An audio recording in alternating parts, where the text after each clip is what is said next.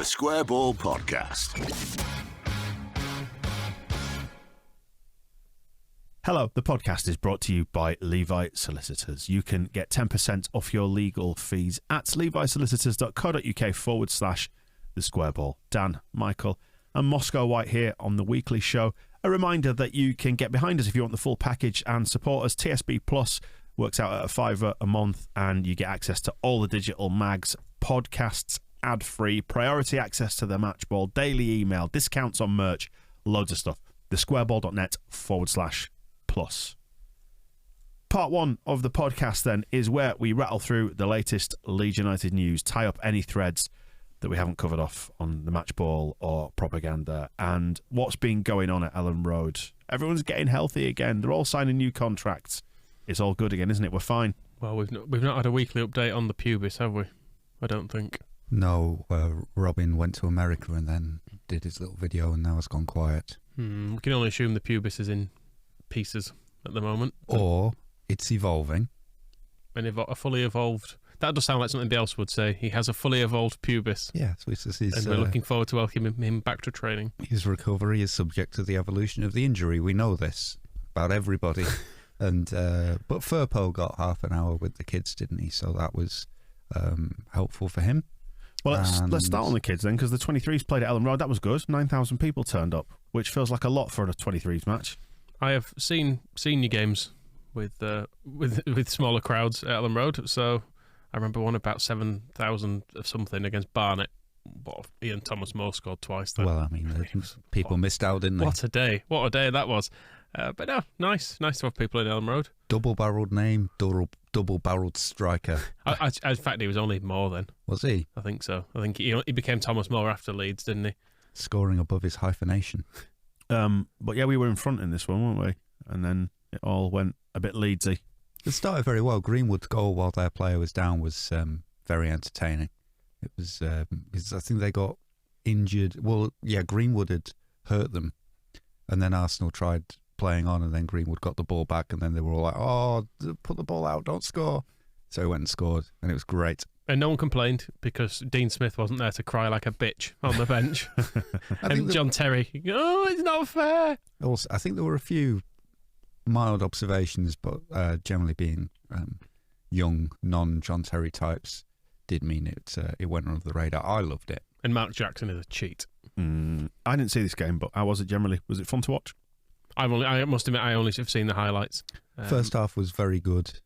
Half-time, I can't remember who went off, but we made some half-time substitutions because we were protecting. I'm sure Somerville went off.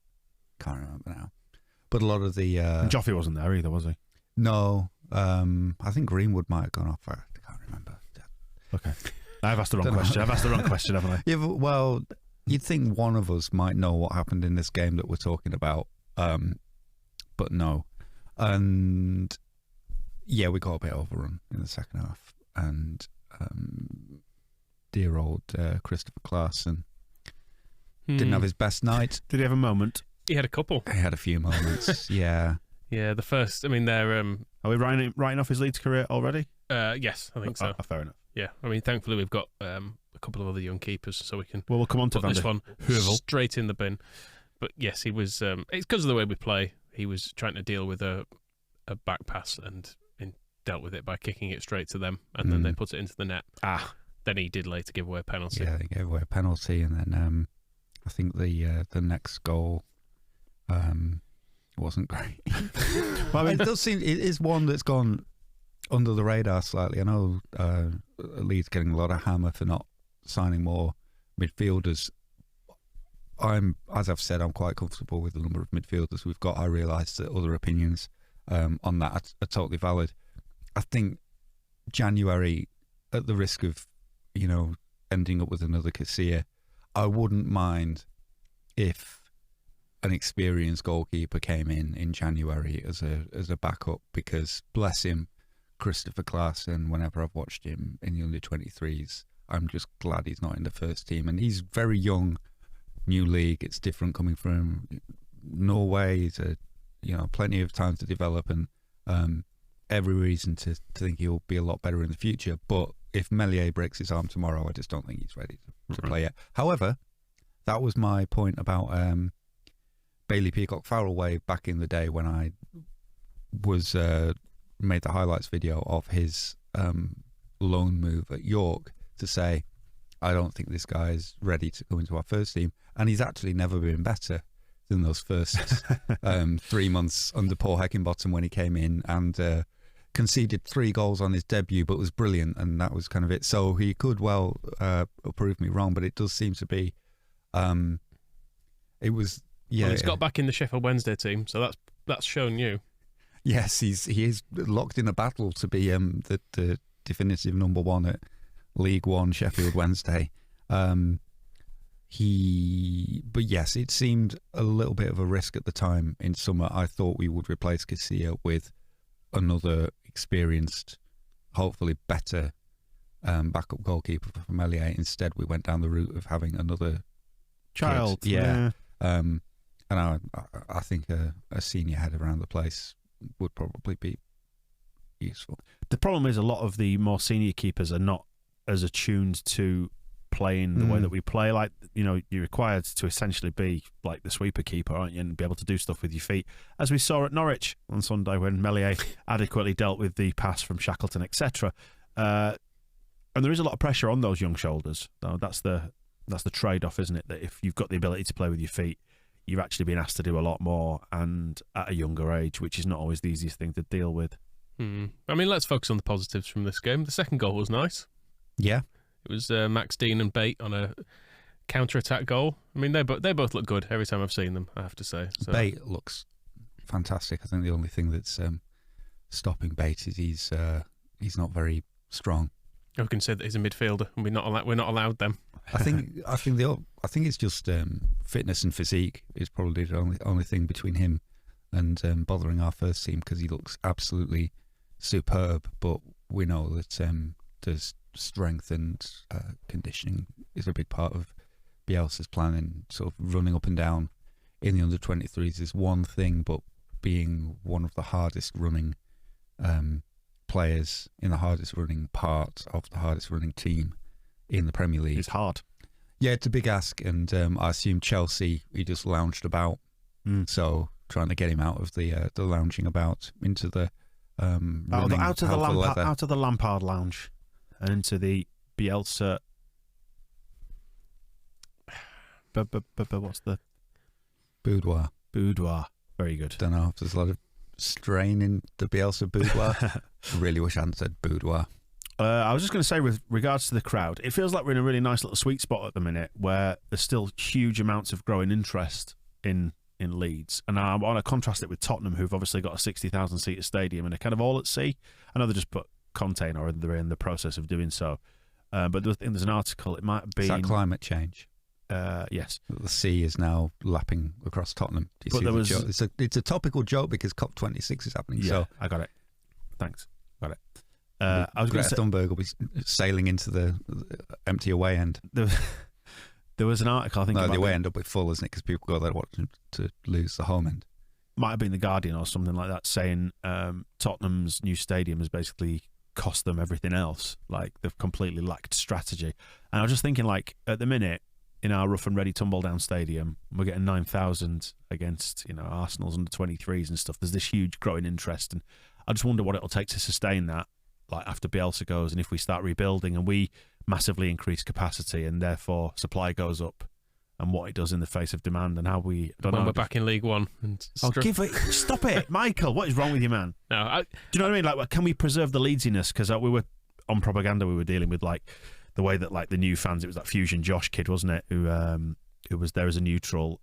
Was going, it's limbs in there. It's the first time I've seen Leeds United limbs, and we've still got that. And I don't want to lose it. And like that, the atmosphere for that final 20 minutes against Wolves, that was just like, it was like a bear pit, not a snake pit like Norwich have got, as we mentioned on propaganda. But it was great, wasn't it? And I don't want to lose that. But we need a bigger ground. Oh, they're not for the under 20. Maybe we should build a bigger ground for the first team, and the under 23s can have Elland Road. Let them have it. They can fill it. Legacy Stadium. It does seem that moving stadiums doesn't. Maybe it's just a North London thing. Well, I was going to say Arsenal, but it does seem to turn teams from being quite good and fun into being really just depressing money pits. Yeah. It's like, well, we built this thing because we needed more money, but we've had to spend loads of money doing it, and now we can't buy any players, and we can't be as good as we were. But is it that they can't buy any players, or is it just that they choose not to? I mean, in fairness to Spurs, they're trying to compete with mainly a load of clubs who have got like oil money behind them. So it's a bit unfair, isn't it? As we've found out in the Premier League, it's kind of shit when you have to just face up to like Man City or whatever, and they've got basically about 30 players who would get into most Premier League teams. I think the contrast or the comparison between us and Tottenham will be less to do with the stadium, although we'll have that bridge to cross. Maybe it'll be over a bridge. I don't know. Over troubled waters, Wortley Beck. But the player recruitment and also the player sales thing, because not taking whatever it was, like 150 million that Manchester City offered them for Harry Kane, in retrospect looks absolutely ridiculous, and it puts the focus on us that if somebody offered 100 million for Calvin Phillips, your heart would be saying no, we lock him to the dugouts and we don't let him leave. But then the head says that Tottenham's failure to sell its good players, over not just Harry Kane but over the last few seasons, means they've just stockpiled a bunch of people who don't want to be there and watched their values diminish, and that will be restricting their ability to go and buy new players as much as the stadium has done. So there's, as much as recruitment is really important, selling at the right time is also really important if you're going to be quite cold and cynical, and it's something that Tottenham have really, really never got right. Because at one point, Dele Alli would have been worth dozens of millions of pounds to the right team, but instead he'll just be there until his contract runs down, and they'll loan him out, and then eventually he'll leave on a free. And well, I've got a Newcastle mate who suggested he might even go there in the window, and it'll be a loan because Newcastle probably won't pay what he's worth. Well, I suppose they've got the money now, haven't they? But you can't rely on a Newcastle bailing them out as well. The same with Danny Rose. They could have sold Danny Rose at the right time. He probably would have been worth money, but they decided, no, we're going to keep you here, and it all just ends up going what I'm hearing really is badly wrong. We should sell Rafinha and Calvin Phillips in January. The sooner the better. Why wait? Get some pre-contract stuff arranged. Just get them shipped out. But I mean, it's just the reality of football, isn't it? Yeah, and it's something that you've got to get right. And so it's not Tottenham's failure is not just not signing players; it's not selling them. I'm sure selling our best players will go down really well. In fairness, there is a Leeds example there as well. When you look at our Champions League team, and Kewell was being linked with 20-30 million pound moves, and in the end, we got 20 quid. He got worse, and then went to Liverpool for fuck all. And Lee Bowie did the same as well. We ended up getting nothing for him. £100,000 from West Ham. So yeah, it's pointless having good players. Just sell them all. Sell them all, and distribute the money to Leeds fans. Seems fair. Close the club down. Yeah. So look, we've managed to get £300 million in for the squad. That's going to be split between season ticket holders. Thank you for coming. Yeah. Signing go watch Rafinha. Signing Rafinha, we thought it was going to be the best thing we ever did, but it ended up being the end of the football club. Thanks for coming. Sold him and divvied up the proceeds. I'm just trying to work. How many season ticket holders have we got? About 20. Is it 24,000 or something? Right. So if we can sell them for £300 million, we'll get £12,500 each as season ticket holders. That's quite good. Would you accept that? Shutting down the club and No, we'll keep it going. I feel like we've gone a bit off piste here. It started with the under-23s losing to Arsenal, and then we're shutting down the club within 10 minutes. But we've all got $12,500. That's pretty. We could have a nice party with that, couldn't we? All of us. Anyway, no, let's and all keep those people with gold memberships are worth even less than they were before. That's standing with nothing. Returning back to the serious points and the 23s, Danny van der Heuvel has done a new contract, hasn't he, for another few years? We need someone who's not shit, don't we, to play? Well, he looked great against. He looked great in pre-season. And did you watch the video of him signing? No. I think he's developed a bit of a Yorkshire accent already, which is nice. Oh, that's entertaining, a mixture of Dutch and Yorkshire. He said goalkeeper. He had a bit of a goal. That's a Hull accent. Well, it was like a goalkeeper. A goalkeeper. It was like that. I think he'd been chatting to Calvin or something. So that was nice. He made that terrible. I can't remember which game it was, but didn't he make a terrible mistake in pre-season? That was the thrust of my reference to him. Oh, I can't remember that. Having good. Yeah, he tossed the game up. Oh dear. So That's why, I mean, he is another one. He's only 18, so he's not really even into the under 23s yet, because we had Ilia Capriel, who's gone out on loan to Italy. At some point, we need a goalkeeper who is over 21. I just feel that way. But I'm happy Van den Heuvel is going to stick around a bit longer, because if we've got a bunch of good goalkeepers who are under 21, great. Klaassen can be the next Norwegian number one. Van den Heuvel can follow in Van der Sar's glove steps. Walking on his hands? But at some point, an adult might be good. No LUFC women's game this week. However, we do play in the Papa John's tonight as we record this Tuesday, 2nd of November. I mean... It's the PJT, to give it its pop title. Has there ever been a more bastardised game than this against a pretend team? It's our under-21s. We can qualify, but we don't even know what that means. We don't even know if we're allowed to play at home in the next round, who will play, where we'll play. I think we can play at home in the next round. I was actually digging into the competition rules, which admittedly, given it's an EFL thing, are probably wrong, because that was the case for most of the time we were in there, wasn't it? People would look at it and go, well, that doesn't make sense, and they were kind of doing their own thing. But I think if you finish top of the group, you get a home draw. Right. Seems to be the rule. Even if you're an under-21 side that's been invited. There doesn't seem to be anything that says otherwise, but that's probably something they've just omitted. It's like being vampires in this. You have to be invited over the threshold. It's some of the fun and the glamour has gone out of the PJT now. We can't wash the victory down with Carabao. Those two on the sideboard, Papa John's and Carabao trophies, would have been what an evening, a great combination. What an evening that would be. Pizza and caffeine. And no sleep. But as it is, we may just have to make do with the PJ and not the C.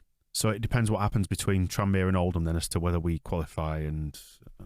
Yeah, I've not really looked at it. Can we get pissed at Wembley? I guess. That's the question. That Tranmere, we need them to win. Ideally, yeah. Or a draw would be fine. Okay. Or even, because there's only goal difference separating us and Oldham, so we could just spank Salford by a load of goals. Okay. And I mean, Oldham are terrible, aren't they? It's Keith Curle's Oldham, so you've got to rely on, you've got to hope Tranmere are going to do the business there. Yeah, Oldham are 22nd in League Two. And then when it comes to Salford City, I mean, Berardi scored against them, didn't he? So I know that was a little while ago, but I don't imagine anything has changed. Owned by, does the foot fetishist Paul Scholes own a bit of Salford? Or is he excluded? I'm just taking. Are you pleading the fifth here? Taking some legal advice on whether I'm implicated in accusations of him being a foot fetishist. If I speak about him, I'm not here to kink shame. It's fine. Well, actually, it's his daughter, so it's not. So it's not. It's not fine at all, is it? It's not fine now. If you're referring to the former England midfielder Paul Scholes, is that the one you mean? Scholesy. Oh, as you call him.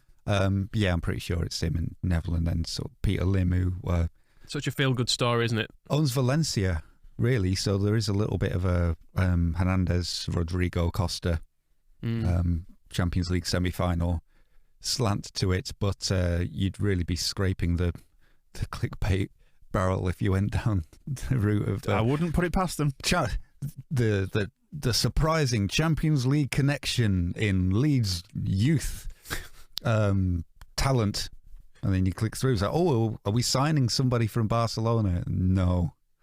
Salford are owned by the guy who owns Valencia. It's been very interesting to contrast Gary Neville's opinion on his mate Ole Gunnar Solskjaer and the security of his job at Old Trafford versus how they've treated their managers at Salford, who they changed them like it's Cellino-esque, isn't it? The speed with which they hire and fire.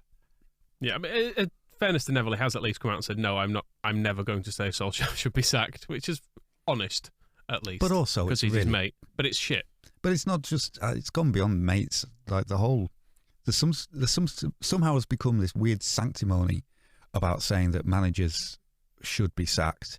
And Souness was doing it when, after the Scum Liverpool game, none of them would say that Solskjaer should be sacked. And Souness, Neville's point of view was as his mate. Souness was, well, I've been a manager and I know that that's not a nice thing to hear about your job. Jermaine Defoe just wanted to go home and Carragher was just laughing. But there's become this sort of this thing now where it's now you cannot say that a manager should be sacked. It's like a sacred cow, isn't it? Yeah, and that seems really new, and it seems new at the wrong time as well, because now Ole Gunnar Solskjaer, if he gets sacked from Scum, it will be, obviously he won't feel good about it because he's tried to do something and he's failed, and that's bad. But I think he's got the resources to be able to overcome the challenge of losing his job. And being paid millions of pounds to lose your job probably helps. He's got a pretty easy cushion. I think he'll be okay in the long run. Yeah, it's not like you're sending Weasley emails to try and get someone sacked from Weatherspoons, is it, or whatever? And you know you're going to put them. Have you done that? Out of work? No. It's a very specific example. I'm just trying to think of the short poured your pint. I'm just trying to think of a place you wouldn't necessarily want to work, and Weatherspoons popped into my head. But yeah, Ole Gunnar Solskjaer would be fine, wouldn't he, if he was sacked? And it's weird to worry about it now and not, because I'm sure 30 years ago when managers weren't earning anything like this much money, I don't think any pundit would have had any problem just saying, yeah, I think he should go. And then it's not open up working a out pub, there. because that's what ex-footballers do if you don't become a manager. They were in no way as well equipped, but it got to it was hilarious on the Scum Liverpool one. Now it's gone back a couple of weeks, but they even got down to the coaching staff where they were absolutely lambasting every aspect of Scum's coaching, and they were saying, right, so, and Carragher was challenging Neville. He said, so what are you saying? They should sack the coaches? I said, I would never say they should sack the coaches. They need somebody else in there. And so Carragher said, what, another coach? And the way they're talking is because you can never sack a manager, or never say you can sack a manager, and nobody should have to lose their job just because of the bad coaching that's going on. They'll end up with about 6 different managers and 43 coaches just because nobody will ever be the one to say, you're really quite bad at this and I think you should stop doing it. Maybe if we had Sam Allardyce as well, it'll improve things a bit. We'll just need a bigger dugout. But it is just it's strange sanctum, and it's right to kind of highlight it with the attitude they have towards, actually, they will actually sack a manager at Salford because they've put themselves in the position of owning a football club where that is a thing that they will do. But then on television, where really it doesn't matter if a pundit on television says, I think so-and-so should lose their job, because it's just an opinion. That you cannot do that, and yet he will hand a P45 to some poor sod who's tried working at Salford. And all it comes down to is just this weird, confused sanctimony where people are trying to be nice about the wrong things. And also, in sacking a Salford manager, it's a very different thing to sacking a Man United manager, because they will be leaving with several £1 million, won't they? Whereas you would imagine a Salford manager is not going to have quite that same security. I don't actually know who their manager is at the moment. Do you? Don't care. It's fair enough. That's absolutely fair, yeah. They took the job. They can deal with it. And we won't be doing a match ball for it. No, probably not. Gary Bowyer is their manager. Oh, yeah, the fake Lee. That's the one. Well, that wraps up part 1 of the show. Do check out the Leicester preview and Heroes and Villains parts 2 and 3 here on YouTube. The Square Ball Podcast.